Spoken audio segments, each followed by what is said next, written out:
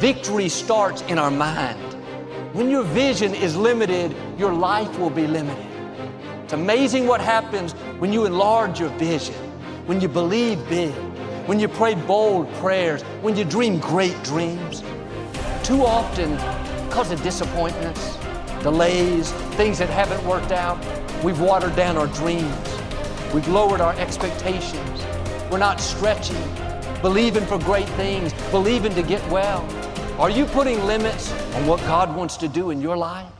Are you focused on what you think can happen only in your ability? Your existence is constantly an engagement with the universe, but your mind becomes against the universe. If you create a psychological condition that you're against or you're in competition with the universe or the cosmos, obviously you will feel crushed for small things. Your default mode is to say, I'm an imposter, I'm a loser, I'm not likable, nobody likes me, I'm not lovable. It has become part of your default mode network.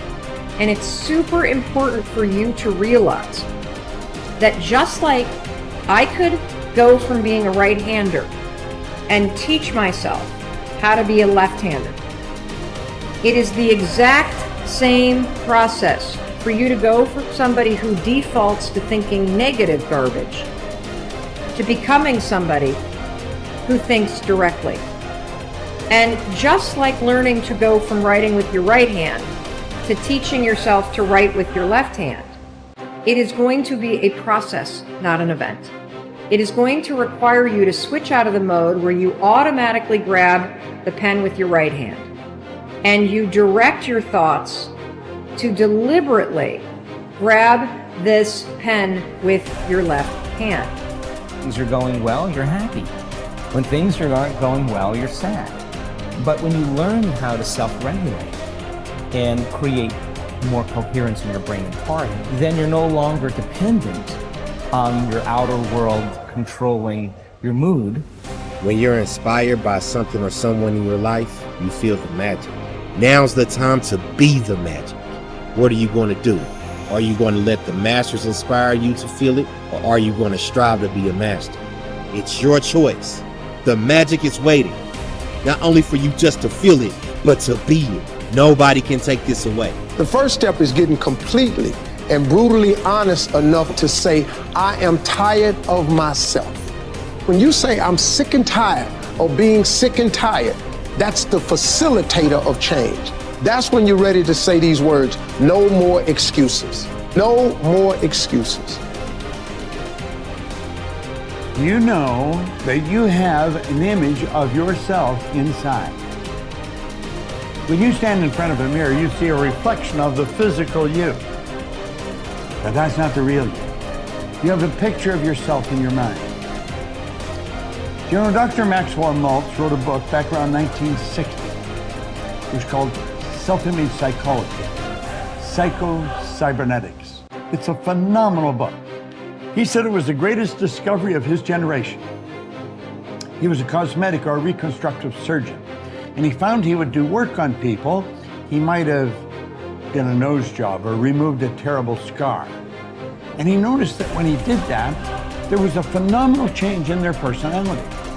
But he noticed with others, he would make a phenomenal physical change and there was no change in their personality. And that led him to postulate that we have two images.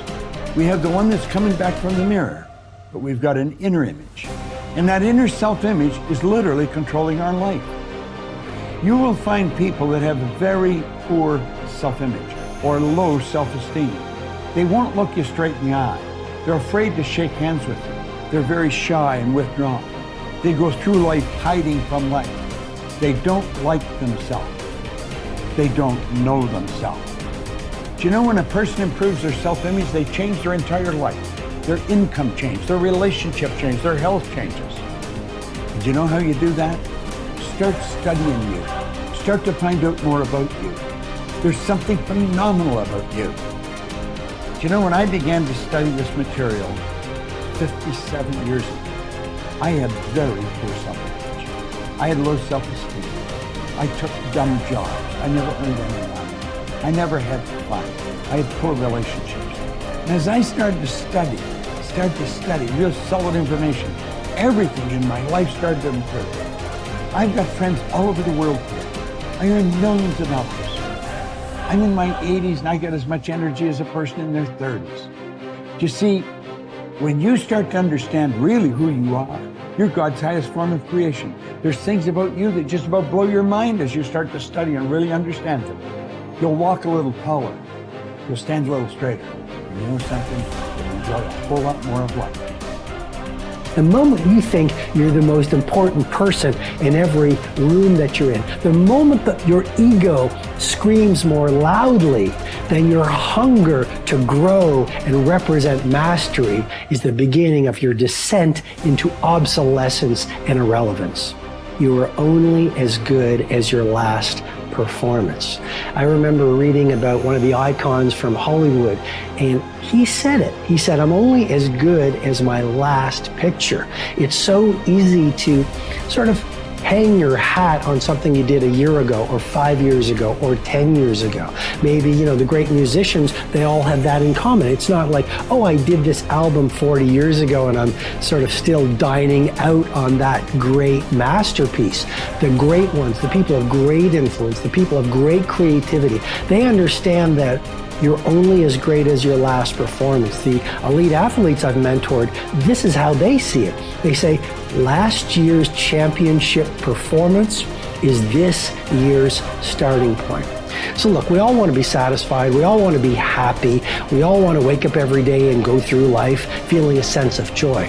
But there is a great danger in being completely satisfied. When I work with the billionaires and the titans of industry and the Hollywood superstars, here's what I notice. They're never satisfied. Now, sometimes if you don't manage that unsatisfaction, you're going to be a very unhappy person. I'm just reporting on reality. A lot of the true titans, it's never enough. They are always dissatisfied. They always want to work their craft better. They always want to have more influence. They always want to have greater impact. They always want to grow their movement. So just remember that first element of this deconstruction. Satisfaction breeds stagnation. You want to be joyful and grateful, and yet at the same time, you never want to lose the fire in your belly to be better, to materialize more of your primal genius, to offer value to more people, and to grow the very thing that you do. So, worrying about whether something will or will not happen is not only completely futile, and what is now being discovered by science, actually adds fuel and power to that thought, making it potentially more likely to occur. Not all of your thoughts have the capacity to change your world. Only the habitual ones, or those that are fueled by emotional intensity. Most people meander through life, ending up in a career because of chance, not choice, and are not that passionate about anything. Therefore, they fail to engage this force in any way other than stressing about their credit card bill. It is the addition of emotion to thoughts that give them their power. How that happens, we don't really know yet. Although how the brain deals with emotions may hold a clue, for a long time it was assumed that emotions arrived after thought.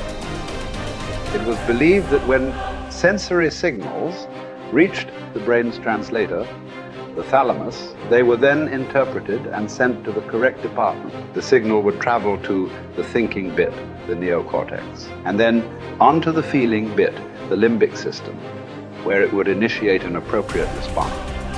Joseph Ledoux, a neuroscientist at the Center of Neural Science at New York University, was the first to discover that this wasn't the case.